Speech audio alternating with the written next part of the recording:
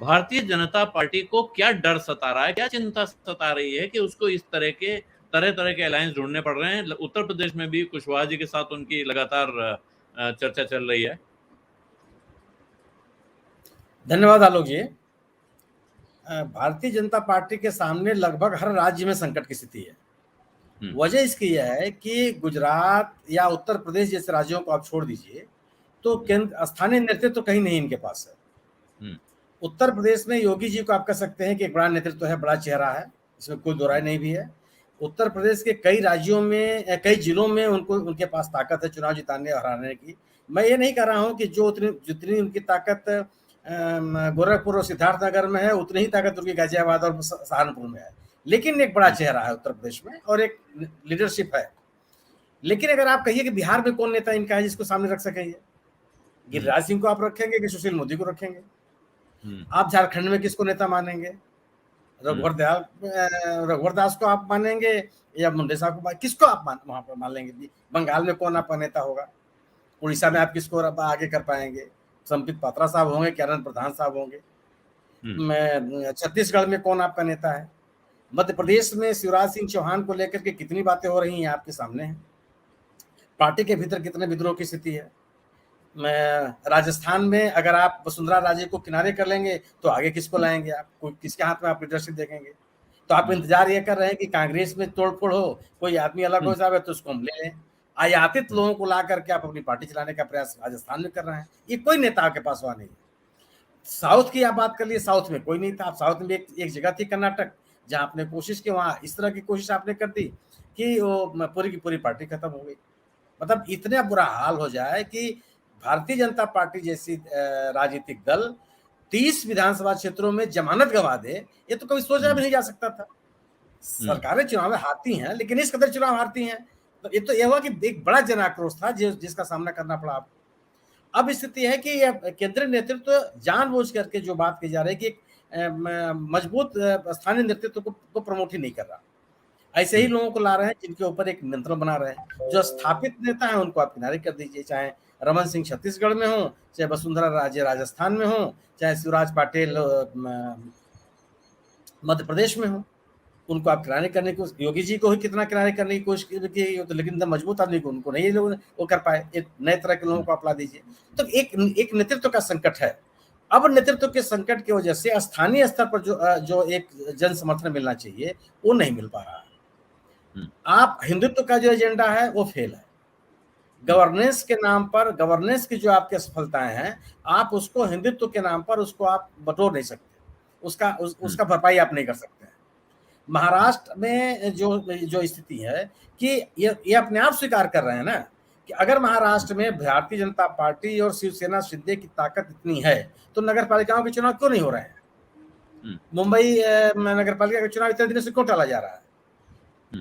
टाल सकते थे। अब जो चुनाव कराना की मजबूरी हो गई, जैसे कि वो बाजार समितियों का चुनाव कराना पड़ा। कितनी बुरी हार हुई ये जो बीजेपी और शिवसेना शिंदे गठबंधन का, और वहां पे जो महाविकास अघाड़ी है जबरदस्त जीत हासिल किया। तो महाराष्ट्र की भी जो स्थिति है वो भारतीय जनता पार्टी का जो गठबंधन है उसके पक्ष में नहीं है। कांग्रेस का जो 3 राज्यों में गठबंधन है, चाहे बिहार में हो, चाहे झारखंड में हो और चाहे तमिलनाडु में हो, ये अपने गठबंधन को ठीक ठाक तरीके से चला रहे हैं। और गठबंधन के साथियों में भी कोई असंतोष नहीं है। उनको ये लगता है कि ठीक है, हम एक साथ रह रहे हैं और गठबंधन धर्म का निर्वाह सभी कर रहे हैं। तो अब स्थिति यह है कि अपने दल से अलग अगर आप अन्य किसी दल को अपने साथ लाने का कोशिश कर रहे हैं तो क्या वह जन समर्थन जो उसके पास स्थानीय स्तर पर या विधानसभा चुनाव में है, वह क्या लोकसभा चुनाव में आपके साथ आएगा?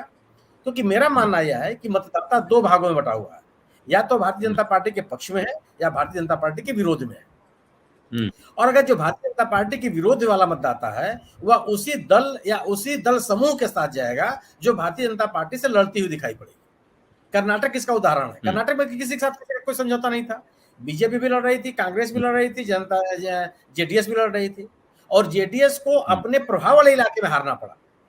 और जो उसका वोट बैंक था वो खिसक के कांग्रेस के साथ चला गया, क्योंकि उसका मतदाता बीजेपी के साथ नहीं जाना चाहता था और वह किसी पार्टी के साथ नहीं जाना चाहता था जो बीजेपी को किसी तरह से किसी भी स्थिति में समर्थन देने की स्थिति में आ सके वो। और जनता दल एस ने ये कभी क्लियर नहीं किया कि हम किसी भी हालत में बीजेपी के साथ नहीं जाएंगे। तो जो उनका वो कालिंगा वोटर था वो भी चला गया, और जो उनका अल्पसंख्यक वोटर था वो भी चला गया, और सब चले गए कांग्रेस के साथ, क्योंकि कांग्रेस बीजेपी को एकदम साफ साफ चुनौती दे रही है और देती हुई दिख रही है। तो देश में अगर जो भारतीय जनता पार्टी के खिलाफ अगर कोई माहौल राजनीतिक रूप से बनाने की कोशिश की गई और जो बनती हुई दिख रही है, उसका श्रेय अगर किसी को जाएगा तो कांग्रेस के साथ जाएगा, क्योंकि अकेली पार्टी है जो लगातार बीजेपी से लड़ रही है, चाहे सड़क पर हो चाहे संसद में हो। राहुल गांधी की वो जो भारत जोड़ो यात्रा थे उसने थोड़ा इस माहौल को और गर्म किया, और ये आते आते इसका लक्षण हिमाचल में और कर्नाटक के चुनाव में बहुत कायदे से उसका दिखाई पड़ा। यही नहीं, बीच में जो एमसीडी का भी चुनाव अगर आप देखिए तो बीजेपी का मत प्रतिशत घटा नहीं, लेकिन मतदाताओं ने आम आदमी पार्टी को वोट दिया और बहुत बड़े पैमाने पर कांग्रेस को भी वोट दिया। माने उन इलाकों में भी आम आदमी पार्टी के उम्मीदवार हार गए जहां पे वो लगातार जीतते रहे। एमसीडी दिल्ली के चुनाव एक बड़ा समूह कांग्रेस के साथ दिखाई पड़ा।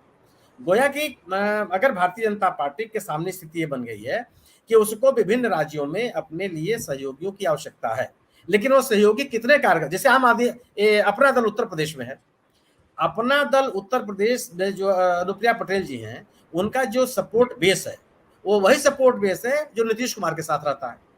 मेरा अपना मानना है कि नीतीश कुमार की जब सक्रियता बढ़ेगी तो क्या अपना दल अपना सपोर्ट बेस बनाए रख पाएगा या वो छिटक करके चले जाएंगे नीतीश कुमार के साथ, क्योंकि ये इस तबके के लोग उन नेताओं के साथ हमेशा लग जाते हैं जो नेता आगे बढ़ते हुए दिखाई पड़े, जिनको लगता है कि वो उनके माध्यम से सत्ता में भागीदारी कर लेंगे। और ये राजनीतिक दलों के हर राजनीतिक दल के साथ है, लेकिन राजनीतिक दल के अस्तित्व को बचाए रखने के लिए नहीं, सत्ता में भागीदारी की थी। तो अब अगर अपना दल का समर्थन भले बना रहे बीजेपी के साथ, लेकिन उनका मतदाता उनके साथ कितना रह पाएगा, ये तो मुझे लगता है कि उसमें संदेह होगा, क्योंकि जब एक बड़ा नेता उसी वर्ग का एक बड़ा नेता सामने आएगा तो वह अपने समर्थकों को कितना उनका नेतृत्व रोक पाएगा। और उसमें अलग फैक्शन ऑलरेडी पहले से ही है। जो अनुप्रिया जी की बड़ी बहन है वो ऑलरेडी उनसे अलग है, समाजवादी पार्टी के साथ उनका गठबंधन है। जो कृष्णा जी है वो ऑलरेडी अपना दल से उनका अलग गठबंधन है। और ये जब कांग्रेस के साथ गठबंधन की स्थिति बनेगी तो वो अगर नीतीश कुमार की सक्रियता बढ़ेगी तो कितना अपने साथ रोक पाएंगे वो।